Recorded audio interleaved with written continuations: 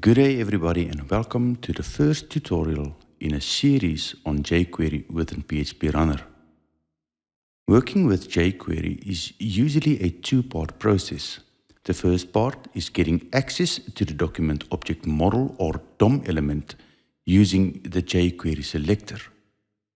And the second is calling methods of the selected object. JQuery selectors are in some way similar to CSS selectors, but the syntax is different. I will leave a link in the description to the tutorial specifically on CSS selectors. Thank you very much Xlinesoft for this outstanding product. Please go and visit their website to obtain your copy of the software if you have not done so already. Before I go to the project in PHP Runner, I first want to direct us to the selectors category on the JQuery webpage, which can be found at the following URL. I will also leave the link in the description. It is worthwhile spending some time to see how the JQuery API works by examining the provided examples. JQuery is a fast, small, and feature-rich JavaScript library. It makes things like HTML document traversal and manipulation, event handling, animation, and Ajax much simpler with an easy-to-use API that works across a multitude of browsers with a combination of versatility and extensibility. In this tutorial, I will demonstrate how to perform simple tasks on an element, in this case a button. I will show, hide, change the color, and even click the button all from within your code using jQuery within a JavaScript event. Okay, here I have a simple project with one table. I have a listing page, edit record, add new, and delete record selected. Within the settings next to the list page, I indicated that I want both add and edit page to open in a pop-up. The show in pop-up options is not compulsory. I just like my application to behave in this way. Currently, we have two records in the table. And if I click on Add New, an empty form pops up for me to fill in.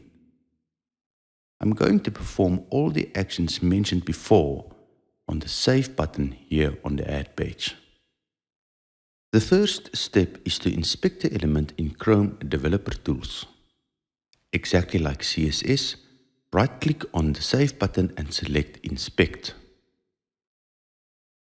Here we see the button is an A tag with ID Save button and a number. The number represents the page ID, but more about that later on. First, we need to select the element where the tag is equal to A, and the code to do that looks like this. We now need to add the button ID, and we saw in Developer Tools that the ID is ID equals Save button and a number.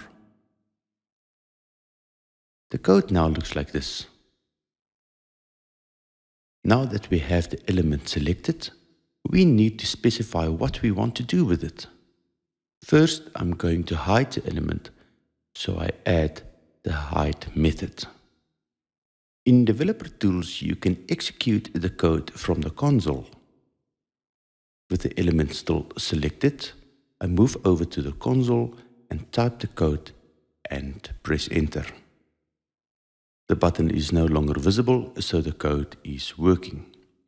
Let's bring it back with the show method.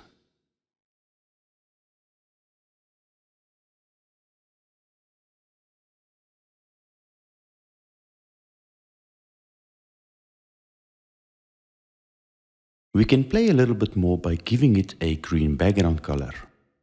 To do this, we need to use the CSS method to change CSS properties. The code now looks like this. Finally, I will fill out the form and click the button with the following code. As you can see, the record was saved and is now showing up on the list page. So how to use this in your project, I hear you ask. JQuery is used in all JavaScript events. For demonstration purposes, I'm going to apply some of the examples in field events. One essential thing I need to mention now is the page ID. It changes almost every time you open up the ad page. And for this reason, we will have to use the page ID variable.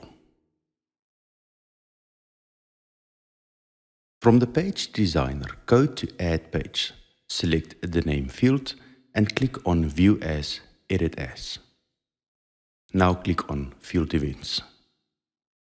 I'm going to change the button color to green when the value in this field changes. So the event I want to trigger is Change. Click on New Handler. For this example, we only would need client before, so make sure to return false to prevent the execution of server and client after events.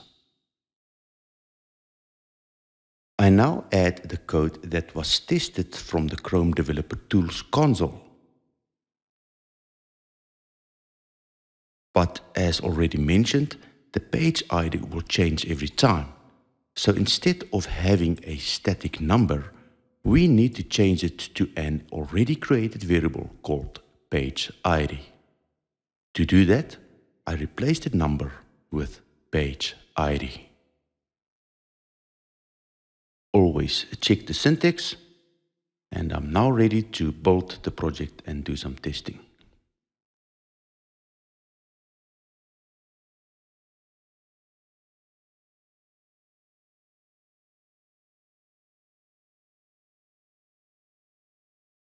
I click on Add, I add some text, and watch the button change as I select the next field.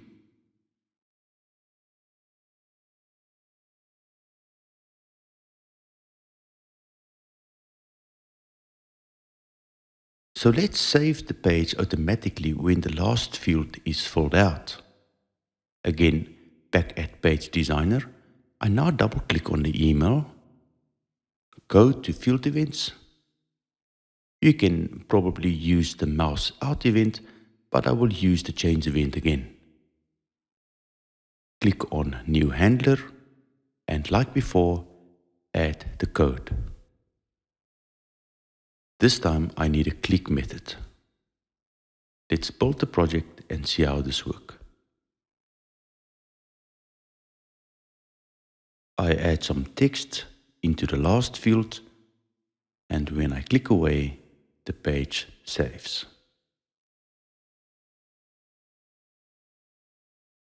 I know these examples are not practical in the real world, but the idea was to demonstrate how you can change and control page elements from JavaScript code. You can be very creative with a little imagination. Okay, that's it for this tutorial. This was just an introduction to jQuery. So be sure to look out for the next few tutorials where we will explore deeper into jQuery. Please like, share and subscribe. Like always, thanks for watching.